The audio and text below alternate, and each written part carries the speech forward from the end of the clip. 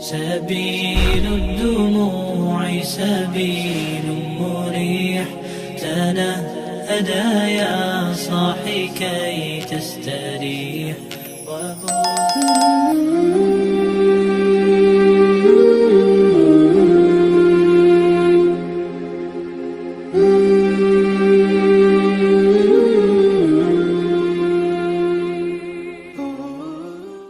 Bismillahirrahmanirrahim. Assalamualaikum warahmatullahi wabarakatuh.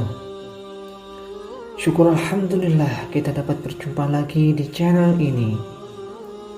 Shalawat serta salam semoga tetap tercurahkan pada junjungan kita baginda Nabi Muhammad sallallahu alaihi wasallam. Allahumma shalli ala sayyidina Muhammad wa ala ali sayyidina Muhammad. Harapan dan doa kami semoga Allah Subhanahu wa taala senantiasa memberikan kesehatan, limpahan rezeki, panjang umur serta ampunan untuk kita semua. Amin amin ya rabbal alamin. Sahabat beriman yang dirahmati Allah Subhanahu wa taala, lafaz istighfar merupakan salah satu zikir yang memohon ampun kepada Allah. Biasanya setelah sholat, umat muslim tidak akan melewatkan untuk mengucapkan kalimat Astaghfirullahaladzim tersebut. Harapannya istighfar mampu menghapuskan dosa-dosa yang diperbuat. Nyatanya tidak hanya untuk memohon ampun, kalimat zikir yang sering diucapkan oleh Rasulullah SAW ini juga memiliki banyak keutamaan jika diamalkan. Kisah berikut menceritakan bagaimana keajaiban amalan istighfar dalam kehidupan, yaitu kisah pedagang roti yang ingin bertemu dengan Imam Ahmad.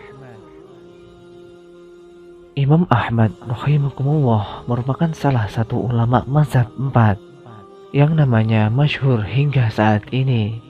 Pada zamannya, beliau begitu dielu-elu oleh banyak orang. Dalam sebuah kisah yang ditulis Imam Al-Jauzi rahimakumullah dalam bukunya tentang Imam Ahmad, dikisahkan bahwa saat sang imam memasuki usia senja, beliau begitu ingin pergi ke negeri Syam. Namun anehnya, Imam Ahmad sama sekali tidak memiliki tujuan yang jelas kenapa ia ingin pergi ke tempat itu, padahal ia harus menempuh perjalanan jauh dari kota Baghdad ke negeri Syam. Sesampainya di Syam, Imam Ahmad berhenti untuk menunaikan sholat zuhur. Tidak ada yang mengenalinya, karena memang teknologi zaman dahulu tidak secanggih saat ini. Beliau menunggu di masjid tersebut hingga menjelang sholat asar. Setelah sholat asar, sang imam membaca Al-Quran untuk menunggu waktu maghrib dan isya. Setelah habis malam, Imam Ahmad kemudian ingin tidur dan beristirahat di masjid tersebut. Namun sayangnya, sang penjaga masjid tidak mengizinkan beliau tidur di sana. "Wahai Syekh, Anda tidak boleh tidur di sini. Ini peraturan, silahkan Anda pergi," kata penjaga. Namun Imam Ahmad menolak. "Saya musafir dan saya ingin beristirahat di sini," jawab sang imam. Namun sang penjaga tetap menolak dan memintanya untuk keluar, lalu kemudian mengunci pintu masjid. Setelah penjaga tersebut pergi, Imam Ahmad kembali beristirahat di pelataran masjid. Tapi sang penjaga kembali datang dan lagi-lagi mengusirnya sehingga mendorong beliau menuju ke perjalanan. Lalu ada tukang roti yang rumahnya tidak jauh dari masjid. Melihat kondisi tersebut, tukang roti tersebut memanggil beliau. "Wahai Syekh, kemarilah, beristirahatlah di tokoku." Kemudian Imam Ahmad masuk ke toko roti tersebut. "Rumahku tidak jauh dari sini. Ini toko rotiku. Di belakang sana ada ruangan untuk beristirahat. Beristirahatlah malam ini dan esok pagi engkau bisa melanjutkan perjalanan. Setelah masuk ke toko tersebut, Imam Ahmad kemudian memperhatikan aktivitas sang penjual roti. Dan ada satu hal yang paling menarik perhatian beliau dari penjual roti ini, yakni ucapan zikir dan doa istighfar yang terus meluncur dari mulutnya tanpa putus sejak awal ia mulai mengerjakan adonan rotinya. Imam Ahmad yang kagum mulai bertanya, "Sejak kapan Anda selalu beristighfar tanpa henti seperti ini?" Ia menjawab, "Sejak lama sekali, ini sudah lama menjadi kebiasaan rutin saya, hampir dalam segala kondisi." Lalu Imam Ahmad bertanya lagi, "Lantas apa hasilnya?" "Ya, Allah mengabulkan semua permintaanku," jawabnya.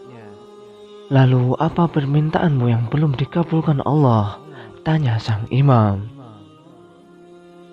Sang penjual roti itu pun melanjutkan jawabannya dan berkata, "Sudah cukup lama saya selalu berdoa memohon kepada Allah Subhanahu wa Ta'ala untuk bisa bertemu dengan seorang ulama besar yang sangat saya cintai, saya agungkan. Beliau adalah Imam Ahmad bin Hambal." Allahu Akbar.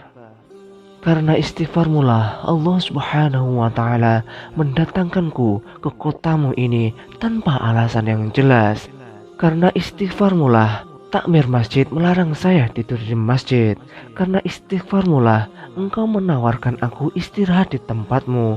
Sayalah Ahmad bin Hambal. Subhanallah walhamdulillah wa la ilaha illallah wallahu akbar. Allah Subhanahu wa Ta'ala mendatangkan Imam Ahmad ke rumahnya karena istighfarnya. Sahabat beriman yang dirahmati Allah Subhanahu wa Ta'ala, demikianlah yang dapat kami sampaikan. Semoga dapat bermanfaat untuk kita semua. Amin amin ya rabbal alamin. Wallahu a'lam bishawab.